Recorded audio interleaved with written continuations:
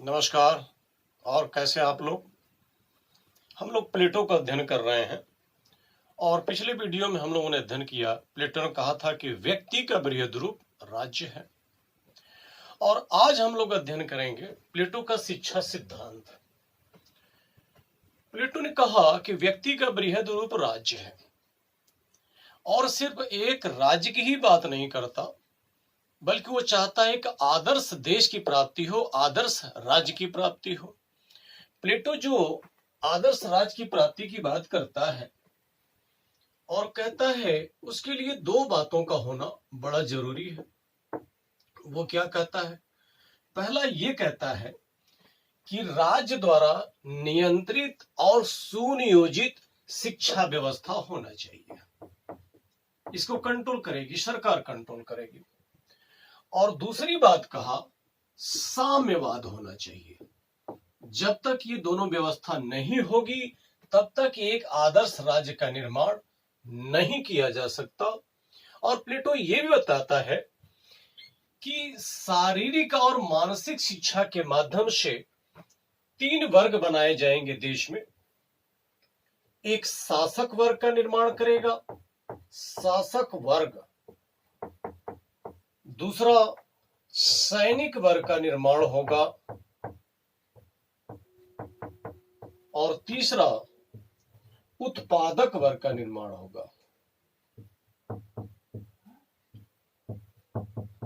और प्लेटो ने बताया है कि ये तीनों वर्ग अपने निश्चित स्थान पर ईमानदारी से कार्य करेंगे और दूसरे कार्यों में हस्तक्षेप नहीं करेंगे तो चौथे तत्व न्याय की उत्पत्ति होगी।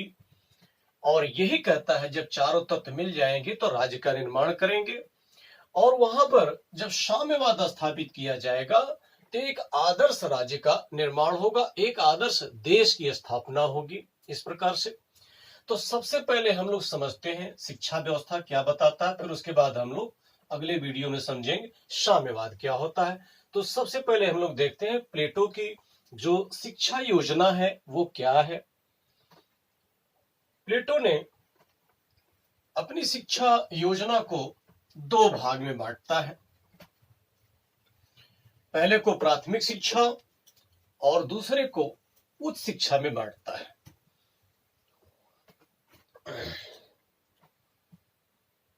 शिक्षा योजना,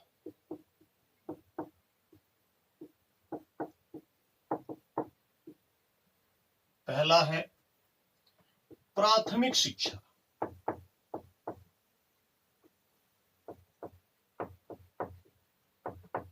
और दूसरा है उच्च शिक्षा।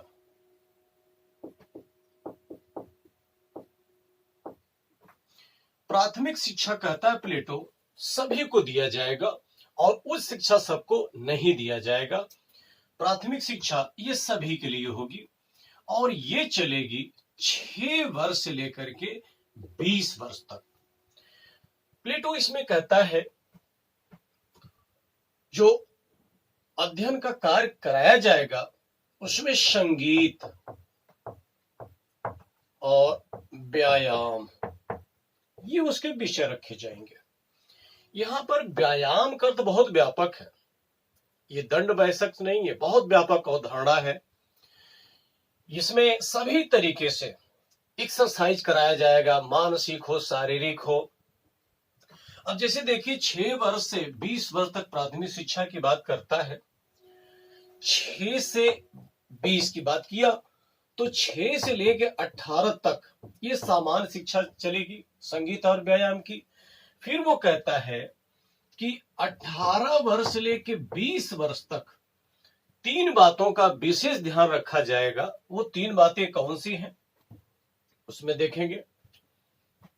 अनुशासन,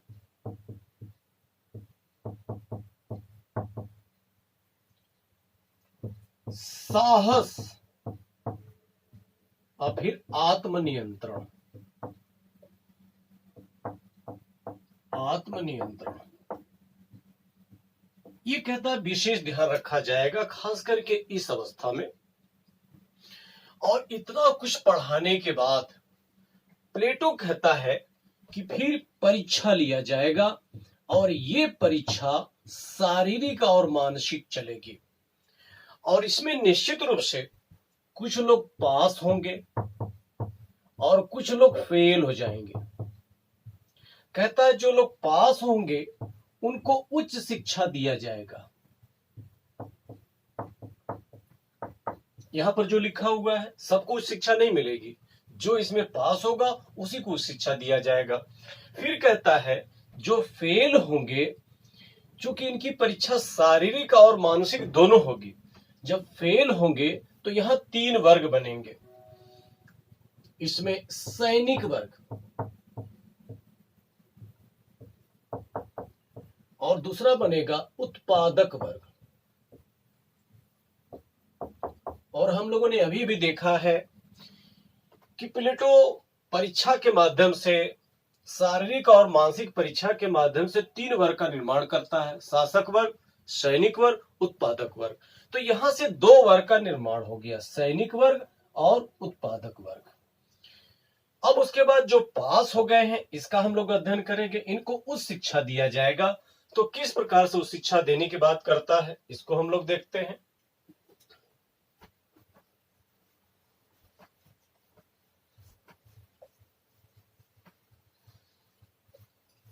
उच्च शिक्षा कहता सबके लिए नहीं होगी। जो प्राथमिक शिक्षा में पास होंगे सिर्फ उन्हीं के लिए होगी।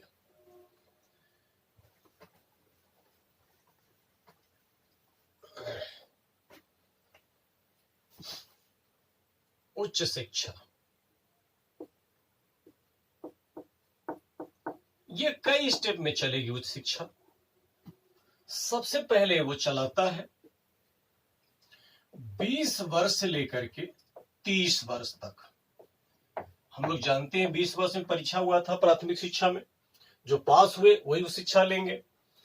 इसमें जो विषय रखा जाएगा ये ध्यान देने की जरूरत है। क्या बताता है वो कहता है गणित,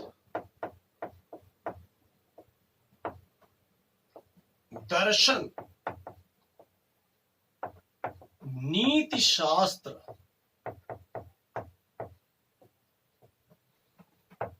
ज्योतिष, ये कहता है विषय रहेगा। फिर उसके बाद ये कहता है कि यहां पर जब 30 वर्ष हो जाएगा तो फिर यहां परीक्षा लिया जाएगा। 30 वर्ष में परीक्षा का आयोजन किया जाएगा और निश्चित रूप से परीक्षा में कुछ लोग पास होंगे और कुछ लोग फेल होंगे। कहता है जो लोग पास होंगे उनकी उच्च शिक्षा जारी रहेगी, उच्च शिक्षा इनकी जारी रखा जाएगा। और जो फेल हो जाएंगे उच्च शिक्षा बंद कर दिया जाएगा। तो इनको क्या किया जाएगा, कहता है इनको साधारण अधिकारी बना दिया जाएगा। फेल होने पर साधारण अधिकारी, ये देखिएगा, और आज ऐसा संभव नहीं है, साधारण अधिकारी बनाया जाएगा। और कहता है कि जो लोग पास हो गए हैं यहां पर ये उच्च शिक्षा जारी रखा जाएगा। तो ये उच्च शिक्षा देखेंगे, ये 30 वर्ष से लेकर के 35 वर्ष तक जो शिक्षा दिया जा रहा है उसको आगे जारी रखा जाएगा। इसमें क्या शिक्षा दिया जाएगा इसका विषय जरा ध्यान देंगे। विषय, इसमें जो विषय रहेगा गणित, दर्शन, नीति शास्त्र, ज्योतिष,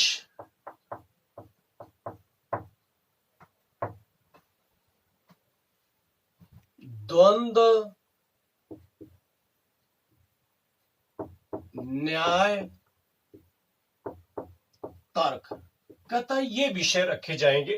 फिर वो कहता है कि दर्शन, द्वंद्व और न्याय, यहां तर्क, इसमें क्या होगा 30 से 35 वर्ष तक बहुत जोर दिया जाएगा, क्योंकि इसके आगे शासन में ले जाने की तैयारी, राजा बनाने की तैयारी है।